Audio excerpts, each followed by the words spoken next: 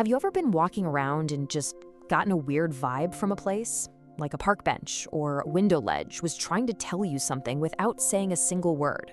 Well, guess what? It probably was. Because our cities, they're constantly talking to us, whispering and sometimes, even shouting about who belongs and who doesn't. Let's tune in and figure out what they're really saying. All right, take a look at these things. You've probably seen them a million times and never really thought twice about them, but they all share a very specific, very deliberate purpose. Any ideas what the connection is? Okay, first up, a park bench. But look closer. See how it's broken up into these little sections by armrests? Now you might think, oh, that's for personal space. And yeah, kind of. But what it also does is make it totally impossible for someone to lie down and get some rest. Next, we've got something a little more, well, in your face. These metal spikes you see under bridges or in alcoves. They're definitely not there for decoration. Nope, they send a very clear and frankly, a very sharp message to anyone who might be looking for a bit of shelter. And finally, here's a sneakier one, a window ledge that's built on a steep slant. I mean, why would anyone go to the trouble of designing it that way? Simple. It's to make it impossible to sit on. And once you start noticing this stuff, I'm telling you, you will see it absolutely everywhere. So what is the big secret? What do all these things have in common? Well, they're all designs that are basically screaming, go away. They are carefully planned architectural ways of controlling how we act in the spaces we all share.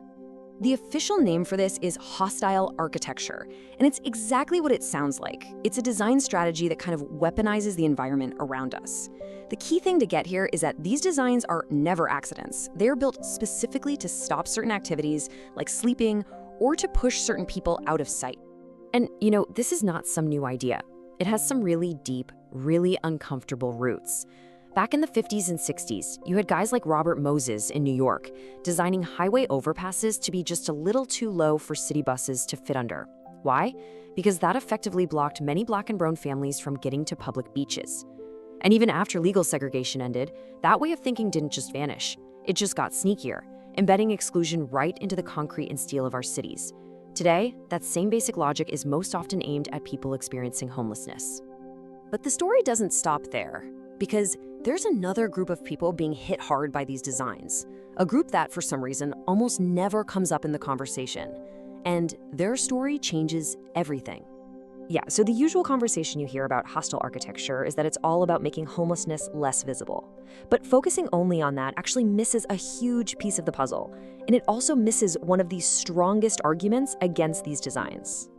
So, who else is getting that silent, go-away message from a bench you can't lie on or a bus stop that has nowhere to sit?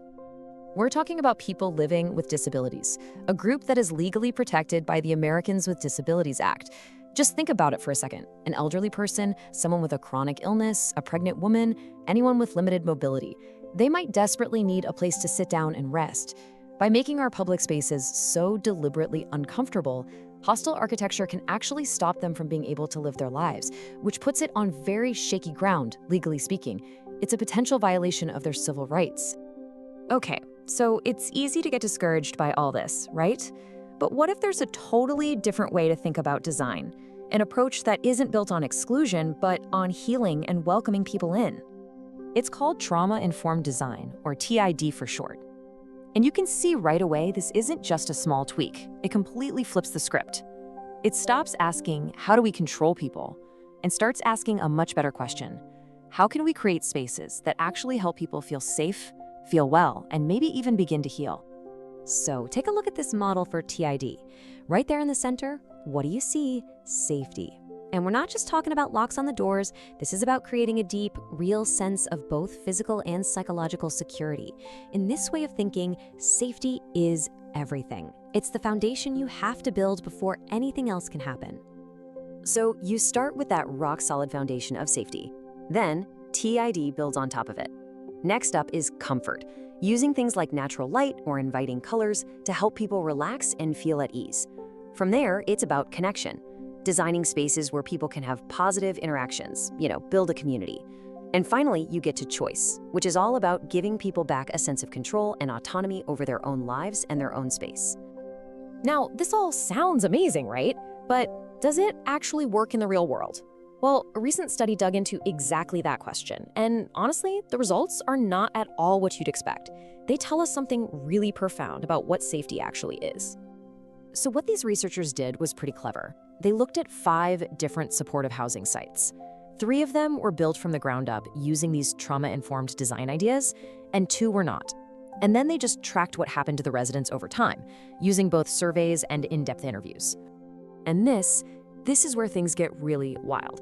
The hard data, the numbers from the surveys, showed something that seems totally backward. In the buildings that use trauma-informed design, reports of conflict and aggression actually went up over time. But, and this is a huge but, when the researchers actually sat down and talked to the residents, those same people described feeling a unique, high-grade safety. They said things like, "I feel good and comfortable everywhere in the building." So what on earth is going on? The researchers had this incredible insight.